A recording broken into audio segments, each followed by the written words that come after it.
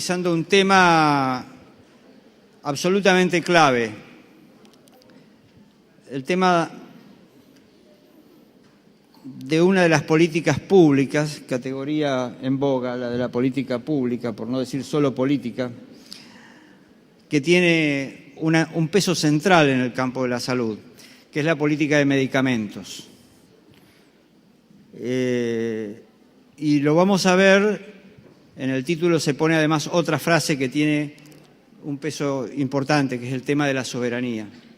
Medicamento y soberanía son un tándem absolutamente clave para determinar un rumbo positivo, pero también para evitar y para resistir muchas de las cosas que en este momento están siendo entregadas en nuestro país, en proceso de desnacionalización, claudicación, cipallismo. Vamos a hacer el siguiente orden. Vamos a empezar con la exposición de Chiquito León.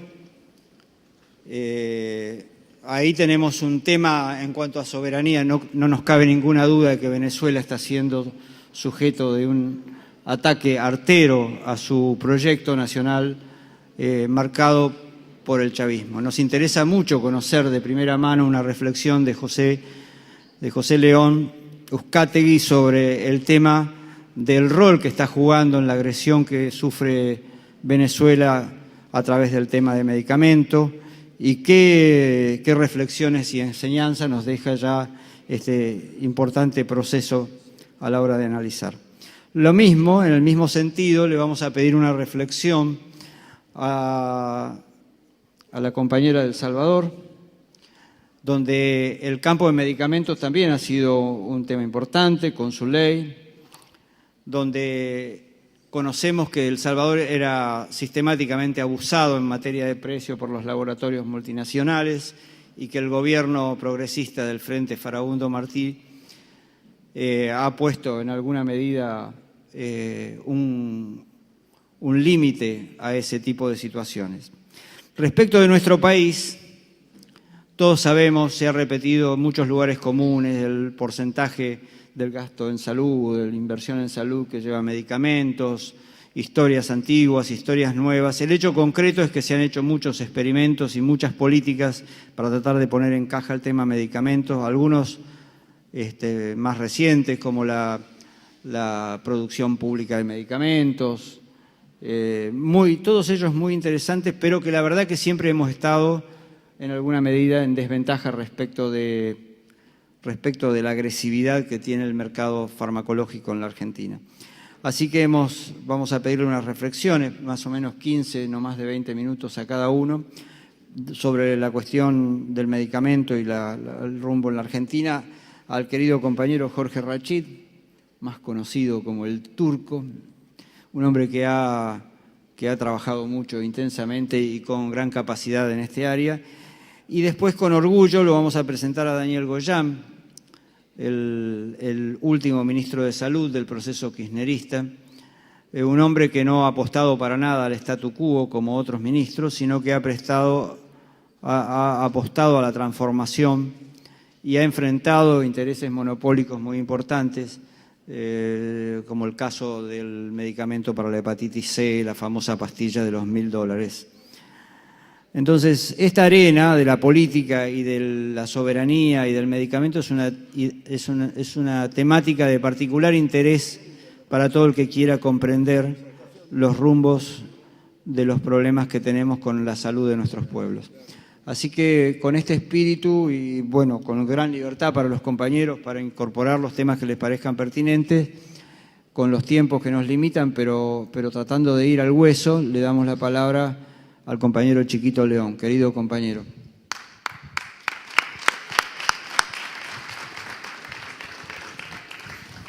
Bueno, continuamos en estos conversatorios que lamentablemente el tiempo no permite que sean conversatorios, que es la parte más interesante, pero bueno.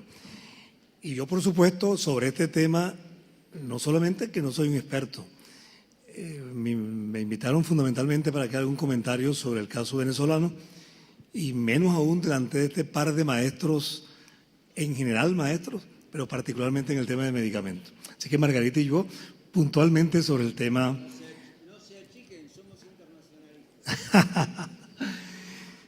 En ese sentido, yo voy a obviar en buena medida una presentación que es sobre este tema, que la daba precisamente la semana pasada en la universidad a nivel del posgrado, donde planteamos el tema de lo que ya hemos conversado, la salud como derecho y la salud como mercancía, y particularmente el tema de medicamentos es eso, es la salud como una mercancía, es cómo desde lo que en definitiva, en nuestra opinión, es el gran tema de las últimas décadas a nivel mundial en materia de salud, que es cómo el complejo médico, industrial, financiero y la industria farmacéutica, eso es lo que hay de nuevo en lo que durante todo lo que ha sido el proyecto neoliberal en materia de salud.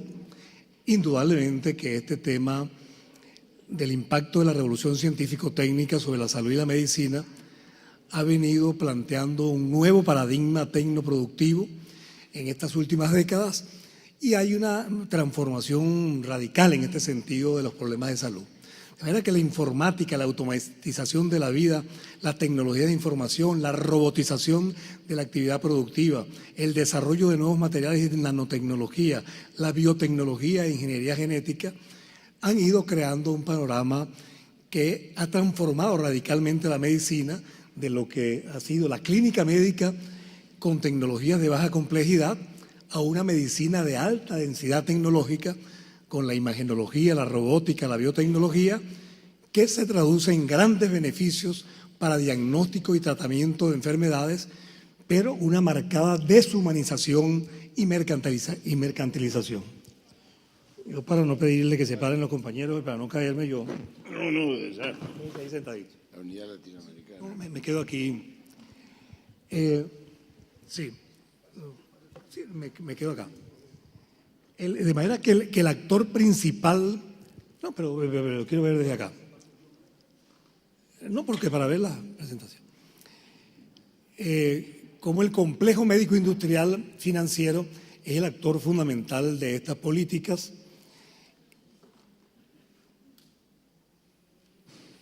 Perdón.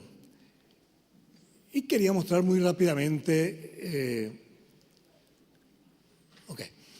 las tasas de ganancia de las industrias más rentables del mundo. Fíjense que la tercera y cuarta son precisamente farmacéutica y productos médicos y equipamiento.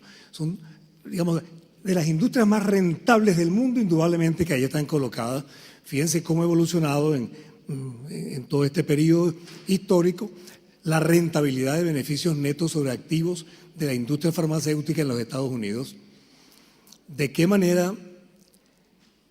Aquí aparecen algunas cifras que son impresionantes, como la industria farmacéutica tiene 837 billones en el 2009 frente a la de armas con 385 billones o la cocaína con 88 billones. Esas son cifras impresionantes de la rentabilidad de la industria farmacéutica.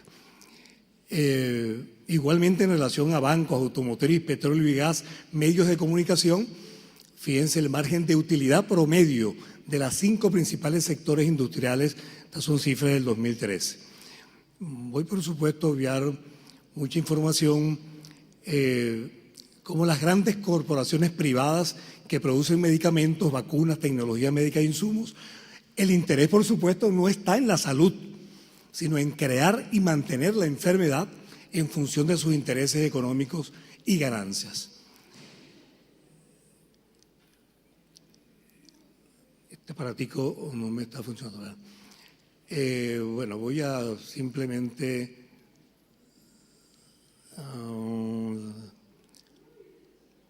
los grandes negocios de la salud, enfermedad, comprar, vender medicina, venta de servicios, seguros privados, alianzas público-privadas, hacer que el Estado financie el sector privado en definitiva.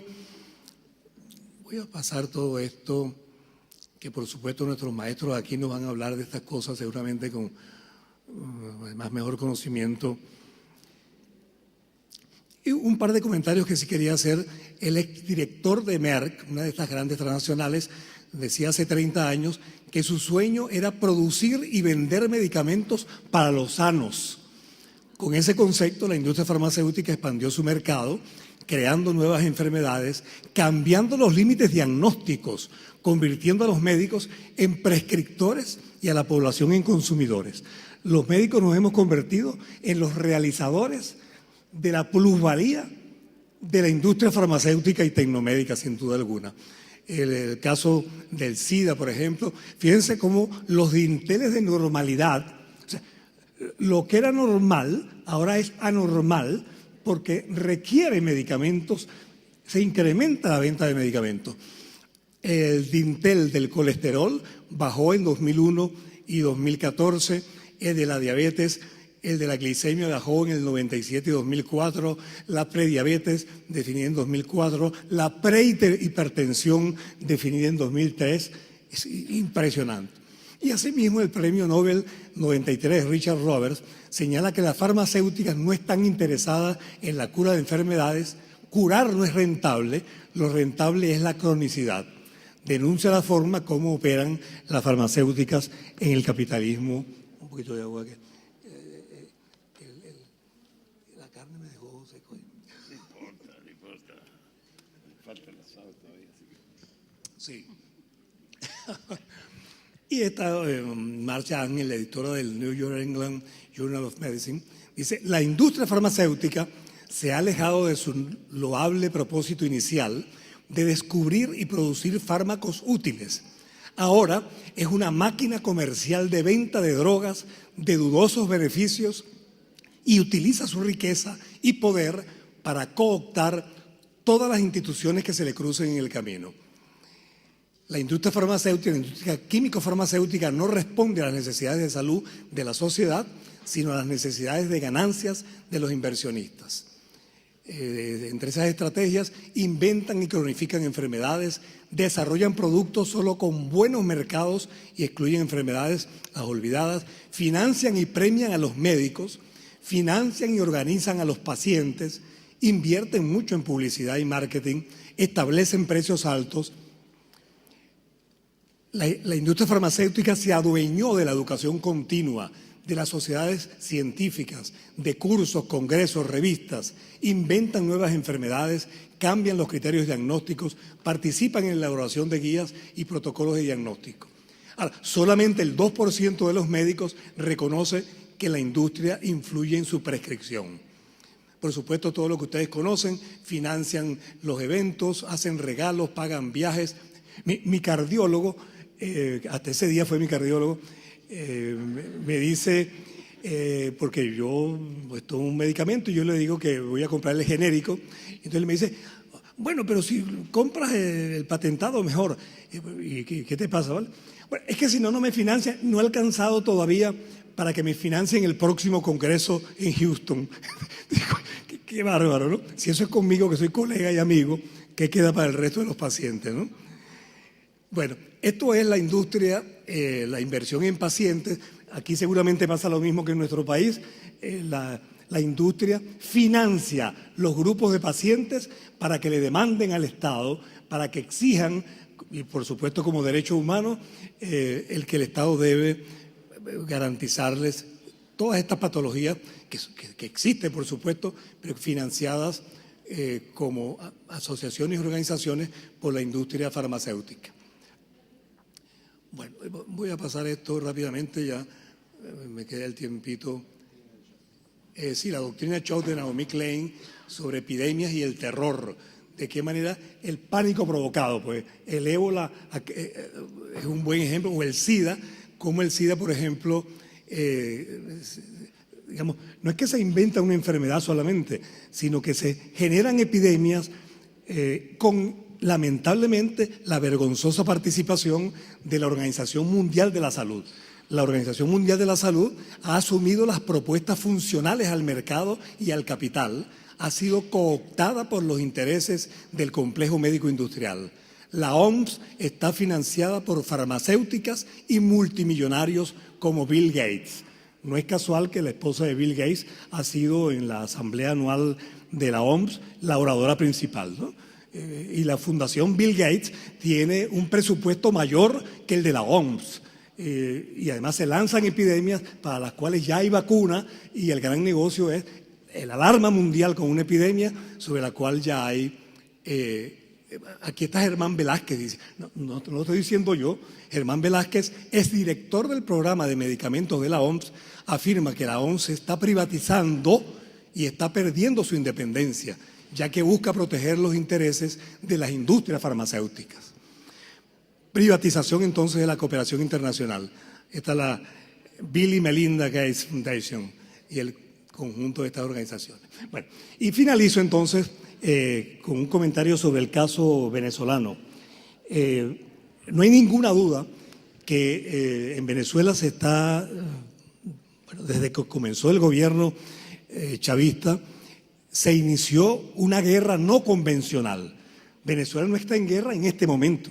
En este momento, en buena medida, hay un show mediático. Cualquiera de ustedes va a Caracas y va a la zona de clase media del este de Caracas, y esa zona está en guerra. La misma gente que vive allí hacen trancas, hacen barricadas, y hacen barricadas con cemento, y hay una situación, bueno, de guerra. Pero van al oeste de Caracas, donde vive el pueblo caraqueño, y ahí no está pasando absolutamente nada. Digamos, pero lo que reflejan los medios es lo que seguramente cualquiera de ustedes no se le ocurría ir a Caracas porque piensa que allí hay una guerra civil desatada ya. No es que no tengamos problemas, y problemas graves, pero esta guerra no convencional precisamente ha convertido, desde que comenzó, pero particularmente desde el año 2014, y que tiene que ver con la caída de los precios del petróleo, coincide con la muerte del presidente Chávez, y se ha desatado una guerra que cada vez tiene características más agresivas, y voy a poner un par de elementos. Uno, la manipulación cambiaria. Con el apoyo del gobierno colombiano, el dólar, que en Venezuela se cotiza en 600 bolívares, el dólar que realmente opera en la economía venezolana es el dólar negro, el dólar Cúcuta, que en este momento ya está en 5.000 bolívares. ¿Verdad que usted llega a Caracas y cambia el dólar oficial a 500 y tantos bolívares, pero realmente tiene que terminar vendiéndolo a 5.000 bolívares, y por supuesto para un turista eso es una maravilla. Pero para un venezolano significa que yo, profesor universitario titular, estoy ganando $50 mensual. Y cuando yo me gradué de médico hace 45 años, yo ganaba $2.300. Es una cosa realmente absurda, irracional. Es una guerra bestial, es una guerra psicológica, una guerra mediática, una guerra económica, y es una guerra que tiene que ver que en el caso de los medicamentos hay una grave carencia de medicamentos. Por supuesto, el 92% de los medicamentos se importan, pero se importan a precios subsidiados. A los 18 años de gobierno chavista, el incremento anual de divisas ha sido cada vez mayor, exponencial desde 2014.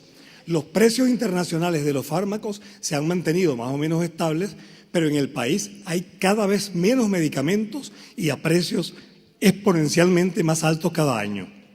Le doy un par de cifras. La importación de medicamentos del 2003 al 2014 ascendió a $22.700 millones. Cada año a la industria farmacéutica, las corporaciones farmacéuticas transnacionales, cada año se le ha asignado más cantidad de dólares a precios subsidiados, a precios preferenciales, precisamente para que el medicamento no incremente su precio en el mercado nacional. Sin embargo, lo que viene pasando, particularmente en este último año, es que cada vez hay menos medicamentos y a precios cada vez más altos. Sin embargo, cada año se le ha dado más cantidad de dólares subsidiados para que no incrementen los precios y en cantidades que debieran ser mayores, porque lo que se compraba en el 1998, hoy la importación en kilos, lo que debiera estarse importando en kilos actualmente, es muchísimo mayor. Sin embargo, no se consiguen los medicamentos. La industria farmacéutica, por supuesto, da explicaciones que eso es el contrabando, y efectivamente hay un contrabando brutal hacia Colombia y hacia las islas del Caribe. Y por supuesto allí hay elementos que tienen que ver con corrupción en el seno de sectores tanto de militares, policías y funcionarios, porque lo que se paga en la frontera para pasar el contrabando son sumas millonarias. Pero el objetivo en este momento es fundamentalmente político, que es crear una situación de pánico en la población venezolana, que es que no haya medicamentos. Y ahí hay una complicidad de esta industria farmacéutica que tiene el monopolio prácticamente, y tenemos que reconocerlo, no ha sido posible desarrollar una industria propia, una producción nacional de medicamentos. El 98% de la materia prima es importada. Claro, eso no es el caso solamente de Venezuela. En buena medida, en todos nuestros países, ¿qué país produce materia prima y en qué cantidades? De verdad que con esto concluyo. ¿De qué soberanía se puede hablar en ese sentido? Una soberanía que tiene que ver con el Estado, pero una soberanía que también tiene que ver con el papel que juegue la participación popular, el pueblo organizado, pero ante una dinámica que es nada fácil enfrentar este poderío que tiene la empresa de las más rentables del planeta. Entonces, este es un poco el contexto de unos comentarios que muy brevemente quería hacerles sobre este tema apasionante, terrible, y sobre el caso venezolano. Muchísimas gracias.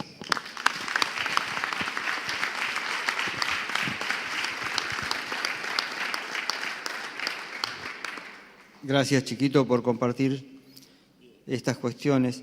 Bueno, no menos importante es la situación en El Salvador, también agredido. Ya vimos hoy con Margarita el tema de cómo se estimulan las maras, que no es una creación natural del Salvador, sino que es una política para agredir al pueblo salvadoreño tan combativo, tan castigado y tan noble en su respuesta.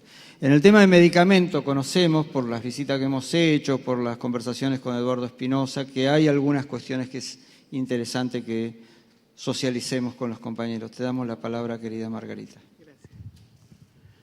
Bueno, aunque no venía preparada, pero el tema de medicamentos es un tema prioritario para el Foro Nacional de Salud. Nosotros terminamos una guerra en el año 92 y en el año 93 conformamos una red de organizaciones que se llamó Acción para la Salud en El Salvador, y el tema que nos unió fue el tema de los medicamentos y la reforma de salud. Empezamos a hacer estudios de mercado y a ver que incluso Eduardo fue fue decano de la Facultad de Medicina y también se metió mucho con el tema de medicamentos, y ahí empezamos una coordinación antes de que fuera viceministro, a hacer estudio de mercado de los medicamentos en El Salvador, junto con una red con Health Action International, la Consumers International y otras instancias. Hicieron un estudio desde la Universidad de El Salvador y se demostró que en El Salvador se vendían los medicamentos más caros del mundo, 5.000% por arriba del precio internacional de referencia a los medicamentos de marca y 3.000% arriba el precio de los medicamentos genéricos. Y de ese porcentaje, digamos en términos de formación de precios, el 85% del precio de los medicamentos quedaba en las droguerías y en las farmacias. O sea, ni siquiera era el costo de producción, eran las farmacias y las droguerías las que generaban esa utilidad. Entonces, iniciamos un trabajo. En el 2012 presentó por parte de la red APSAL la primera propuesta de ley de medicamentos. Y decirles que en ese momento el ente rector era la Junta de Vigilancia de la Profesión Químico-Farmacéutica, que por mandato constitucional tiene como función hacer control sobre el ejercicio profesional de los químicos farmacéuticos. No era de ninguna manera el tema de medicamentos. y ahí estaban los dueños de los grandes laboratorios decidiendo la rectoría de los mismos medicamentos. Entonces ellos podían, digamos, entorpecer la competencia y facilitarse ellos con sus laboratorios, registros de productos, de farmacia, de todo lo que ellos querían. Entonces, bueno, fue una lucha muy dura. En el año 99 quisieron privatizar el Laboratorio de Control de Calidad de Medicamentos del Ministerio de Salud. O sea, tenerlo ellos en el seno privado para cuando se hicieran licitaciones de medicamentos, ellos mismos iban a hacerse el control de calidad ya desde el laboratorio del MinSal. Bueno, yo aquí les voy a hablar de la represión también. Hicimos una lucha tan fuerte como APSAL y no permitimos que privatizaran el Laboratorio de Control de Calidad de Medicamentos. Les voy a contar una anécdota. A mí me secuestraron 2 días.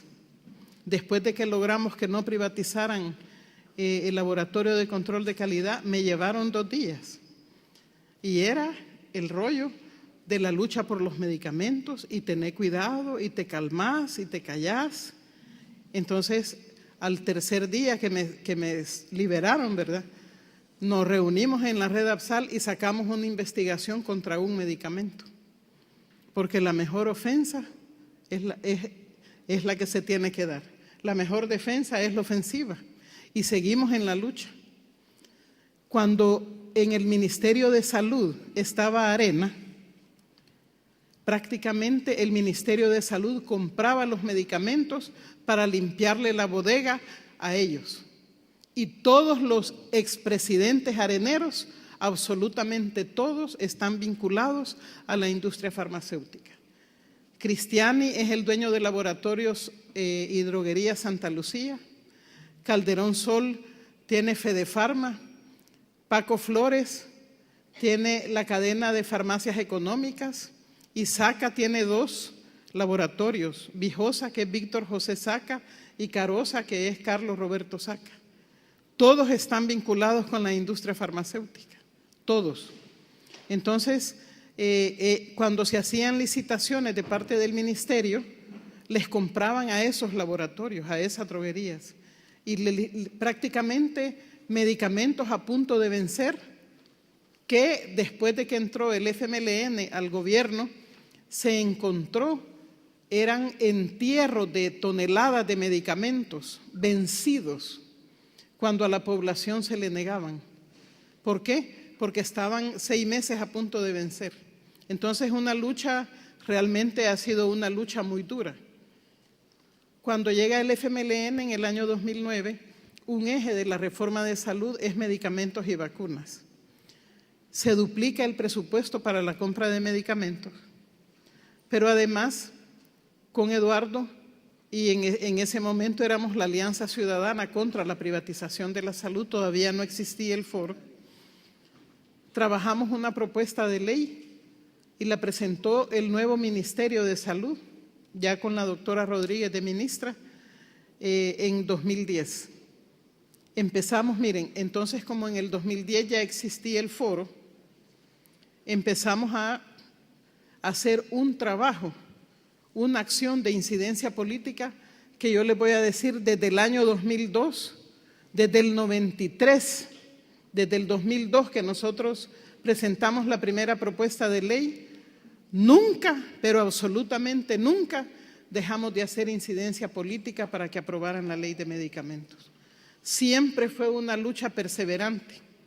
Entonces empezamos a trabajar muy fuertemente para que aprobaran la nueva propuesta de ley. Y teníamos 3 elementos para nosotros que eran innegociables. 1, sacar a la industria farmacéutica del ente rector. Ellos no podían ser juez y parte. 2, tener control y regulación de precios. Y 3, tener controles de calidad. Entonces, se estaban utilizando como norma, se habían puesto las buenas prácticas de manufactura de 1970. O sea, exigiéndose nada, ¿ve? Entonces, bueno, miren, llegamos a un punto que los lunes era la reunión de la Comisión de Salud de la Asamblea Legislativa. Todos los lunes íbamos nosotros ahí con carteles y todo para que aprobaran la ley. En el 2012 llegamos al punto de cerrar toda la asamblea. Hicimos una movilización tan grande y cerramos los 4 portones de la asamblea. Y entonces les dijimos, bueno, si van a venir, quisieron sacar la discusión de la asamblea legislativa y se fueron a un ente privado a discutirla para que ya nosotros no llegáramos. Pero como los diputados del frente nos dijeron, nos fuimos a ese centro privado y no los dejamos entrar. Mañaneamos para que no entraran y no entraron. Y les dijimos, no, solo los ladrones actúan a espaldas del pueblo. Aquí la ley de medicamentos se discute de cara a la población. Cerramos la asamblea legislativa y les dijimos, bueno, si van a venir a legislar para jodernos, pues mejor no trabajen. Y cerramos todo. Y así presión, presión, presión.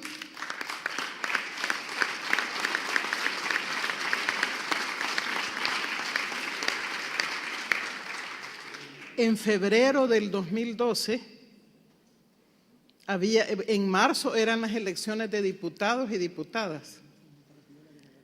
Entonces, en febrero aprobaron la ley de medicamentos con todos los puntos que nosotros queríamos. Sacamos a la industria farmacéutica del ente rector, se creó un ente rector nuevo, autónomo, que es la Dirección Nacional de Medicamentos, que depende directamente de la Presidencia de la República. Logramos la regulación de precios y logramos que se instalara un laboratorio de control de calidad propio de la Dirección Nacional de Medicamentos. La ley la aprobamos, digo yo, no soy diputada, pero yo digo la aprobamos porque fue producto de nuestra lucha. Se aprobó con los votos de todas las fracciones legislativas, hasta Arena votó por esa ley. ¿Por qué? ¿Por qué aprobaron esa ley? Porque nosotros habíamos hecho tanta incidencia. Les voy a contar una anécdota. Estaba un borracho ahí por mi casa. Yo paré para comprar tortillas, vea. Nosotros siempre comemos tortillas. Y llega el bolo, yo dije, este baboso a pedirme pisto viene. Y se me acerca bien borracho y me dice, señora, ajá, le digo, ¿van a aprobar la ley de las medicinas, sí o no? Me dijo. Y dije yo, puchica, a nivel de empoderamiento. Imagínense, hasta los bolos. Sí, logramos poner, también regulamos el precio del alcohol. Ahí se fregó. Pero lo que les quiero decir, que todos los partidos votaron. Muchas veces nos quedamos celebrando el triunfo y no lo defendemos. Eso lo aprendimos cuando luchamos contra la privatización de la salud en el 2002. No es de celebrar, es de defender, porque viene la arremetida del enemigo a darle vuelta. En febrero se aprobó la ley, en junio Arena presentó propuestas de reforma de ley en la Asamblea Legislativa. La ley tiene 100 artículos, 50 iba a modificar Arena. Por supuesto, de los que presentó no estaba regulación de precios ni nada de eso, pero era como el caballito de Troya, ¿ve? Después lo iba a sacar. Así que otra vez la arremetida, y aquí no hay reforma, no hay reforma y no hay reforma. Y no lograron reformar. ¿Saben qué hicieron? Metieron 8 recursos de inconstitucionalidad a la Corte Suprema de Justicia, que la ley era inconstitucional porque la Constitución de la República aboga por el libre mercado. ¿Qué hicimos? A cerrar la Corte Suprema de Justicia. No dejábamos entrar ni un magistrado. Y la ley de medicamentos la defendemos y es un derecho. Entonces la arremetida fue contra los que habían puesto, lastimosamente, hasta un catedrático de la Universidad Nacional les había dejado yo no sé si, por qué razón, dé tarea a sus alumnos ponerle recurso de inconstitucionalidad a la ley. De tarea. Entonces, cuando yo me enteré y vi el nombre por contactos así en la corte, ¿verdad? Me dijeron, ¿y quiénes han puesto los recursos? Este decano, catedrático de la Nacional. En una entrevista yo lo mencioné y dije, este profesor no merece estar dando clases en la Universidad Nacional porque está torpedeando una ley tan importante, y lo mencioné con nombre y apellido. Me llamó el decano y mire, queremos hablar con usted. No mencione al doctor, retiren las demandas, y ya no lo mencionamos. Y así por las buenas retiraron las demandas y logramos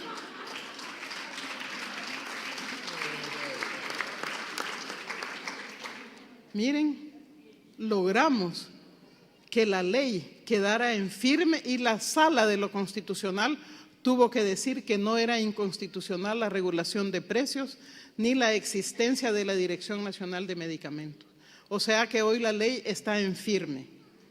Desde el 2013 tenemos regulación de precios y la población ha ahorrado año con año $60 millones. 60 millones de dólares que ya no van a la bolsa de los mercaderes de la salud y de la vida. Ellos odian la ley de medicamentos, pero ellos ya saben que si la llegan a tocar, serán hombres muertos. Muchas gracias.